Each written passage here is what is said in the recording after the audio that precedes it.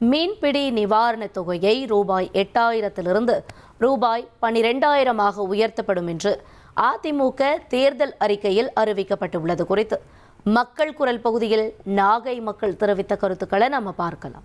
மீனவர்களுக்கு நிறைய இன்னல்களை சந்திச்சுட்டு இருக்கிறோம். மீனவர்கள் அன்றாடம் தொழிலுக்கு போகக்கூடிய சூழ்நிலையில் ரொம்ப கஷ்டப்பட்டு இருக்கிறோம். இன்னைக்கு எடப்பாடியார் தேர்தல் வாக்குறுதியில் 8,000 12,000 அறிவிச்சது உண்மையாகவே ஒட்டுமொத்த மீனவர்கள் நாங்கள் வரவேற்கிறோம். அது குறிப்பாக சொல்ல போனால் இலங்கையில் இலங்கை கடற்படையில் மீனவர்கள் படகுகள் அங்கே சிறைப்பிடிக்கப்படுறாங்க. அதை மத்திய மாநில அரசு உடனடியாக தமிழக அரசுடைய படகுகளை மீட்பதற்கும் சிறைப்பிடிக்கக்கூடிய சூழ்நிலையை தடுப்பதற்கான சூழ்நிலையை உருவாக்கணும். எடப்பாடியார் இந்த 8,000 12,000 ஆக்கி கொடுக்கறது பெரும் மகிழ்ச்சியாக ஏற்றுக்கிறோம். இன்னும் எங்களுக்கு எடப்பாடியார் ஆட்சியில் நிறைய திட்டங்கள்லாம் வகுத்து வச்சிருக்கிறோம். அவர் செய்வாருங்கிற நம்பிக்கையோட வாழ்ந்துட்டு இருக்கோம். மகிழ்ச்சியாக ரொம்ப பார்க்குறோம். எடப்பாடி சொன்னது நாங்கள் இதுக்கு மேலே ரொம்ப கஷ்டப்பட்டோம். 8,000 ரூபா வரையும் நான் கொடுத்தாங்க. இனிமேல் 12,000 ரூபா கொடுக்குறதாக அறிவிச்சிருக்கிறாங்க.